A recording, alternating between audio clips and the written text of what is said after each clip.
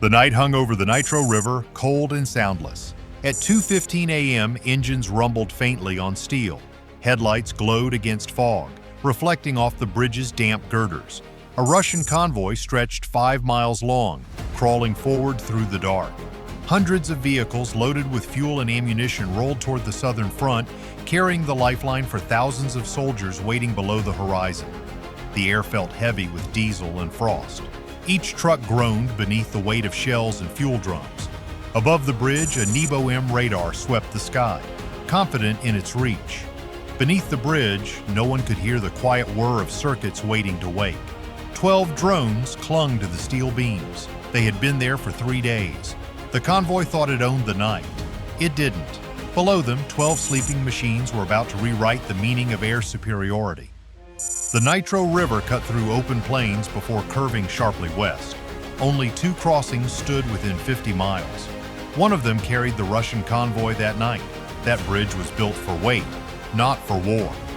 Steel trusses, concrete columns, and a narrow road deck designed decades ago for civilian trucks now carried an army's supply line. The structure offered no cover, only exposure to a single elevated target suspended above cold water. Traffic slowed as it reached the incline. Headlights glimmered over ice-slick pavement. Drivers leaned forward, straining to keep a distance. Command trucks transmitted coordinates to the units waiting ahead. Every minute mattered because artillery crews on the southern front were already calling for resupply.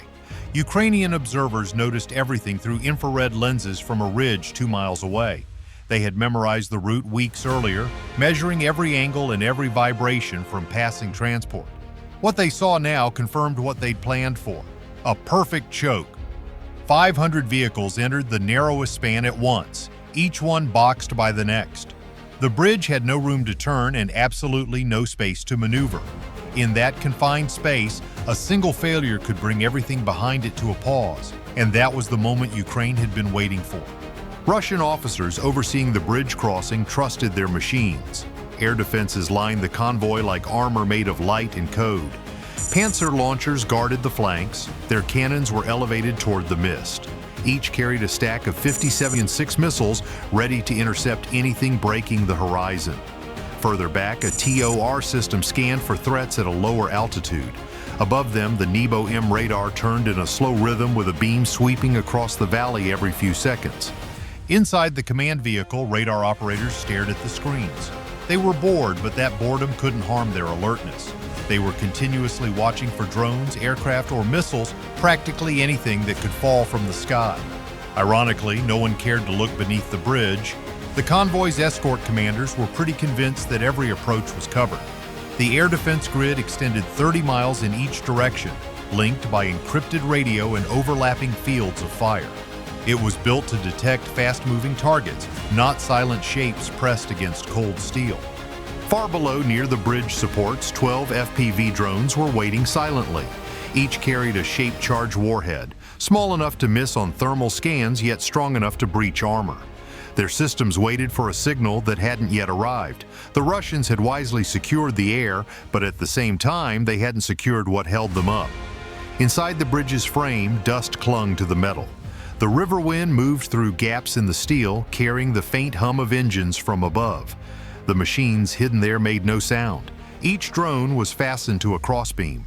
Their frames were coated with residue from welding sparks. A single magnetic clamp held it in place. Every battery sat half-charged to avoid detection from thermal sensors. The warheads, PG-7VL variants built to pierce armor, were sealed and armed through encrypted code. They had been placed there 72 hours earlier by a small team that never returned. Each step of that insertion had been timed to match passing weather satellites and radar downtimes. By dawn, the drones were part of the bridge. In a basement far from the river, an operator sat in front of a black monitor. A single line of code ran on screen, waiting for a manual key.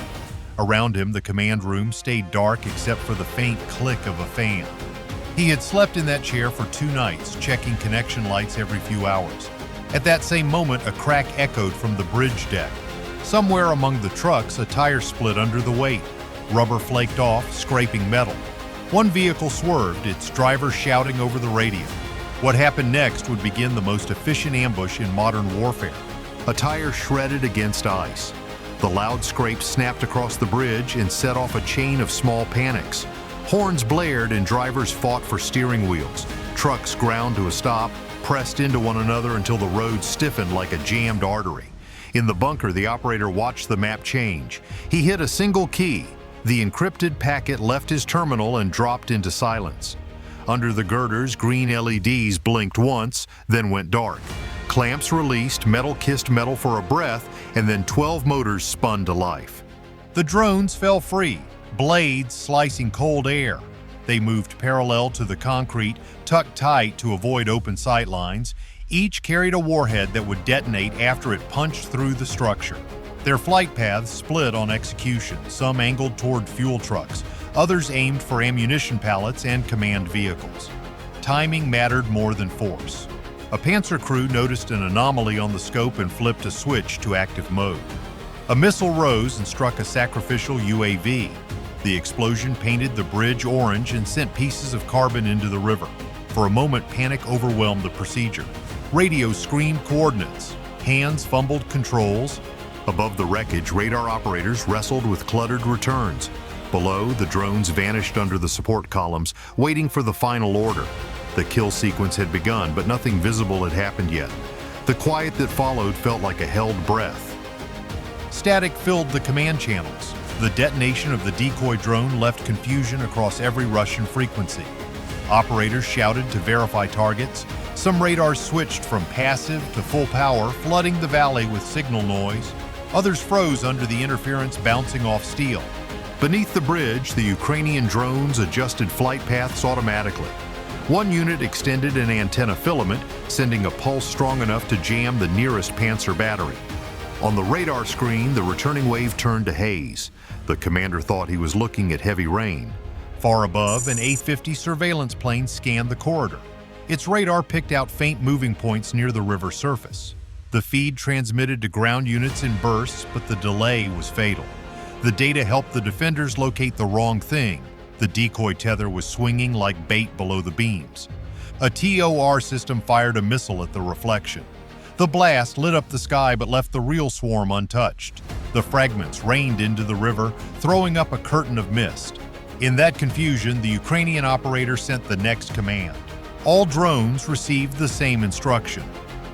Rise. Their motors deepened in pitch. The formation lifted into open air, climbing toward the road deck, where hundreds of tons of fuel and ammunition sat motionless. For the first time since they were built, the machines stopped hiding. The drones climbed through the smoke. Their rotors were vibrating the steel as they closed the final gap. Russian spotlights cut across the mist, searching for targets that were already too close. One gunner caught a glimpse of movement, shouted, and opened fire. Tracers carved white lines into the dark but hit nothing solid. The first drone reached the bridge deck, its camera locked on a truck carrying mortar shells. The shaped charge punched upward through concrete. A flash followed along with a sound deep and crushing. The shockwave rippled across the span. Trucks lifted from the surface, wheels spinning in the air before falling sideways. The next drones hit sequentially. A fuel tanker erupted, sending fire through the column. Command vehicles jolted forward, ramming into stalled transports.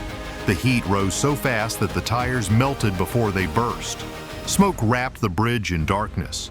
Above the noise, a radar officer called for permission to fire again, but the Panzer had no clear sky left to aim at. The operator's headset was flooded with static.